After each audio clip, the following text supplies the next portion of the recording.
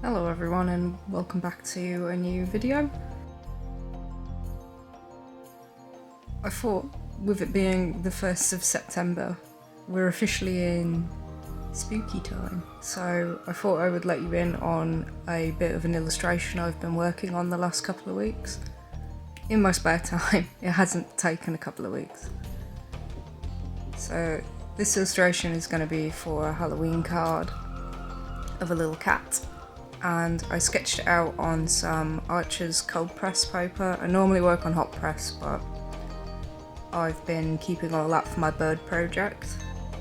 What you can see me doing here is I'm just staining the paper using some Ecoline ink. I think it's called beige, but it's a very subtle ink. And I water it down a little bit, and this is just to make the paper look a little old, get rid of the white. I like to do this on my more detailed illustrations. It just gives me a bit of a base to work on, but it's not too dark, so it won't really affect the watercolour. And after I've done that, after that's completely dry, I apply some masking fluid, and I'm going to use the end of a pencil and this little sculpting tool. It takes quite a long time, so I sped it up. It can be quite tedious, but it helps with pictures like this. So what I'm actually doing is masking out the cat, because there's going to be a cat on this picture. There's a big moon in the background and the flags, and the rest I'm leaving unmasked. So there'll be a pumpkin at the bottom and a fence and some plants. And the reason I'm leaving them unmasked is because I don't mind if they get a bit stained by the background colour. It'll help them blend in. I'm not masking off the entire central illustration. I quite like to do this. It makes the piece look a bit more cohesive. So I'm only masking off the parts that I really don't want the background to be on. So that's the areas that are going to be really bright, and the cat himself.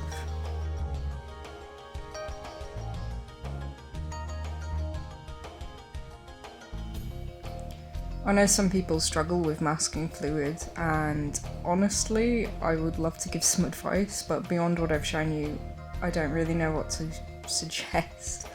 I used to really struggle with it myself, but good quality paper and making sure that your paper is really dry and that the masking fluid is really dry before you do anything does help.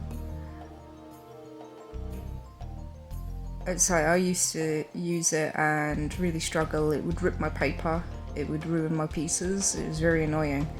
But all of a sudden I just seem to get it, and now I can use it with a bit more confidence, but I'm not too sure what I did differently apart from using better paper. So after my piece is masked and while it's drying, I prepare some of my big wash colours. I like to do this in a little palette, and I'll mix it with a lot of water so that I know I've got plenty of colour mixed up. This can be really helpful if you're going to be working on a piece like this with lots of detail or lots of background area to cover. So the watercolours I used for this piece are a mix of the Paul Rubens ones and some Schminker watercolours. They're both really good, I like them both, but like I say, I only have a few Schminker ones, so I busted out the Paul Rubens to help along as well.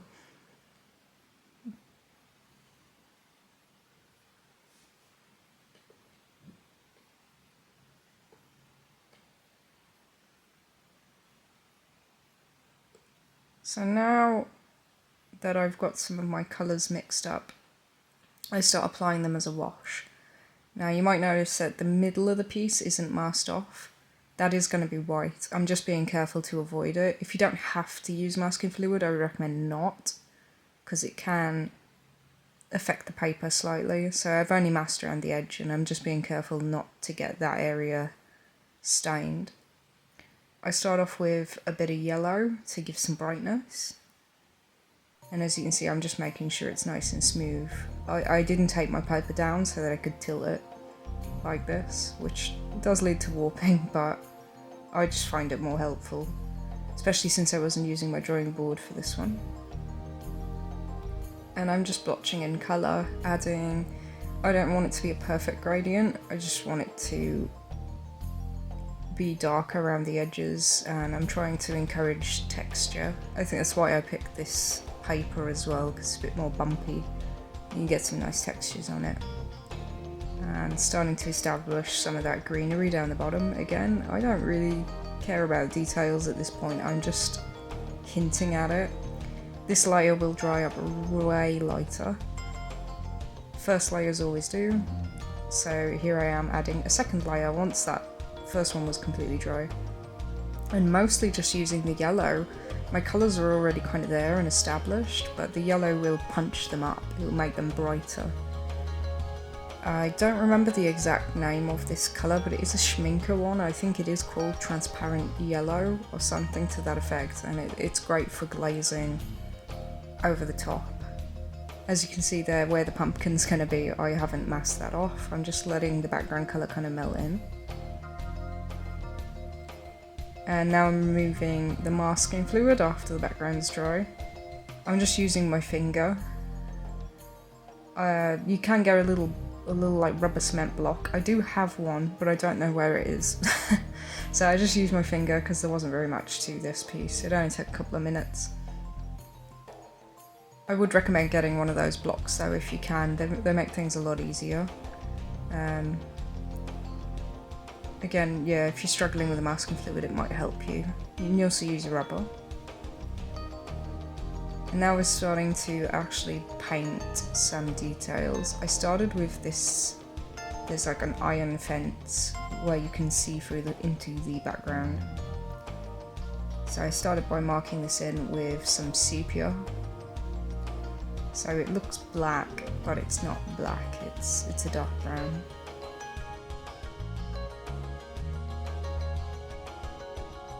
And then I start establishing some of the greenery down the bottom. Very rough, very basic. I'm just slapping it in at the moment. I'm not worrying about the details, just making sure that it's kind of the right tone down here. I want it to be very dark and very busy. I kind of wish I feathered the edges a little bit more. I do feather them lighter, but it would have helped if I did it at this stage instead of these very stylized blocks around the edge.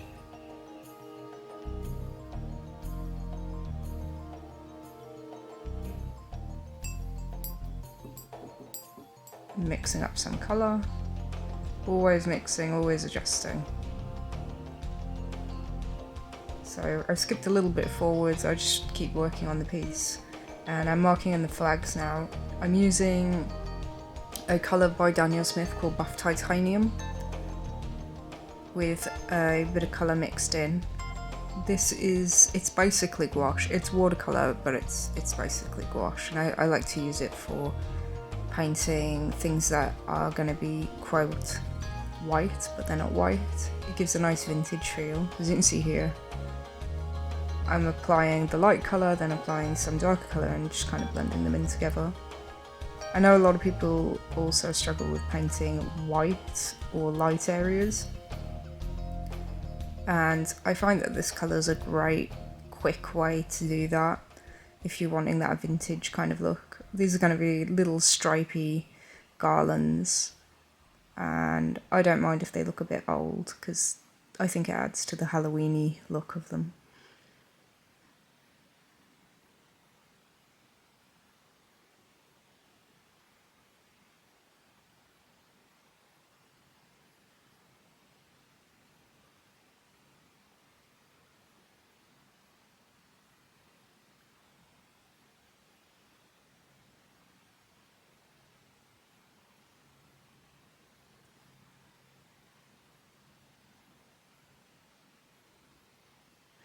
So yeah, I just continue.